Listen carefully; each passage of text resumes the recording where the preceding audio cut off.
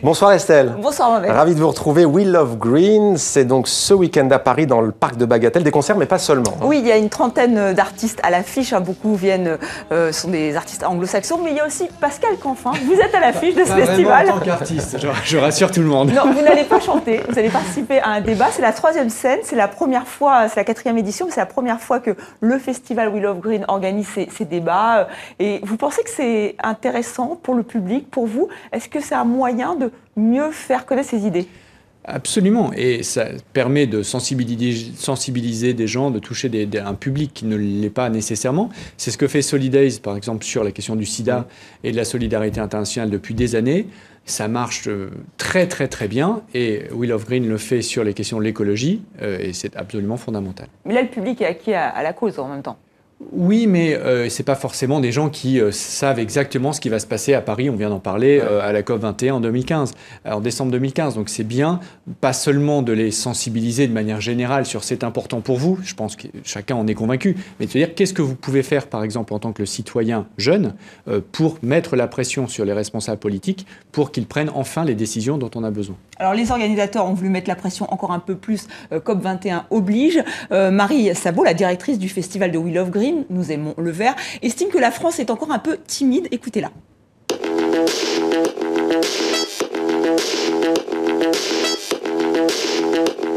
Il y a dans d'autres pays dans le monde, en Europe, parfois des mouvements plus forts qui donnent écho à des thématiques autour de la planète qui sont assez importantes et qui sont encore survolées en France, ou alors, comme me disent mes collègues promoteurs de festivals en Europe, mais vous les Français, vous avez une vision tellement romantique du développement durable, alors que c'est pas du tout ça, le développement durable, on est vraiment dans des aspects extrêmement techniques.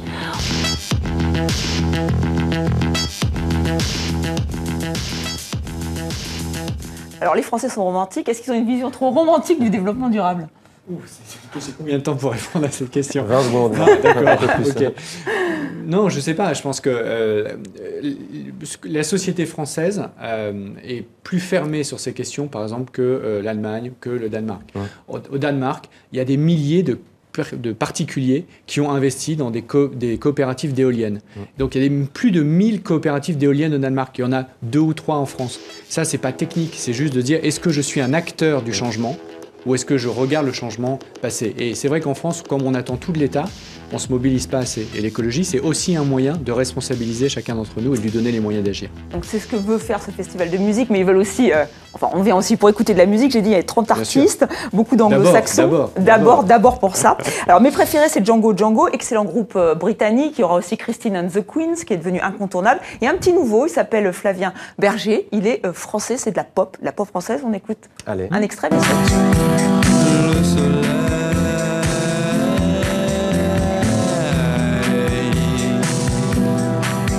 dans la maison,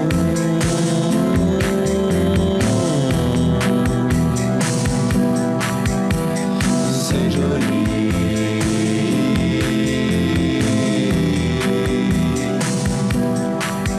Après la pluie,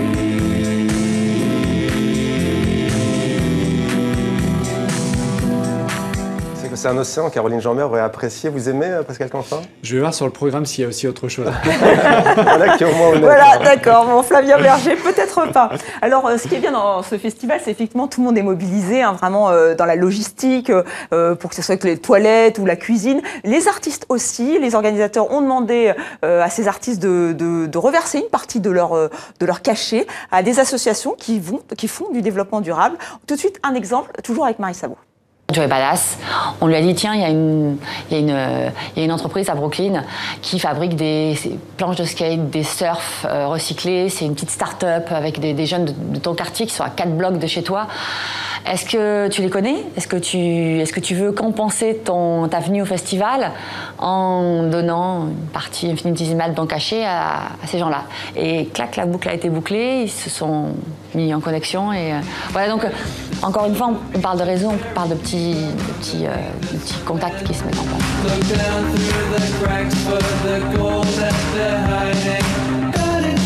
Django Django. Voilà. Vous préférez Pascal Canfin, vous disiez. Voilà, On Django partage les mêmes Django, goûts, voilà, visiblement. Très effectivement. Alors, juste une réaction, est-ce que ça va venir d'un côté plus personnel, en fait, de petites actions qui sont menées, plutôt que... C'est les deux, c'est-à-dire que le changement à la hauteur de ce qu'on doit faire pour lutter contre le changement climatique, c'est à la fois des grandes décisions, c'est pour ça que la COP21 c'est fondamental, mais que des grandes décisions hors sol comme ça ne marchera pas non plus. Il faut que chacun d'entre nous, eh bien, on ait envie, on ait le désir de d'autres modes de relations. Il y a un grand slogan dans le monde de l'écologie qui consiste à dire il faut moins de biens matériels et plus de liens sociaux. Et la culture, c'est évidemment un lien social largement immatériel, donc qui émet très peu, qui pollue très peu, mais qui est évidemment fondamental à la fois pour le plaisir et pour notre qualité Alors de vie. Agir, vous l'avez fait avec ce livre. Neutre en carbone en 9 secondes, ça veut dire quoi? Neutre en carbone, c'est-à-dire que toutes les émissions liées à la fabrication du livre sont compensées par des projets qui luttent contre la déforestation au Mali. Et c'est aux éditions Les Petits Matins. 30 questions pour comprendre avant la conférence qui se tiendra à Paris fin 2015. Merci beaucoup Pascal Canfin. Merci Estelle pour cette chronique culture Mais de rien. qui était très verte aujourd'hui. Merci à vous. Voilà.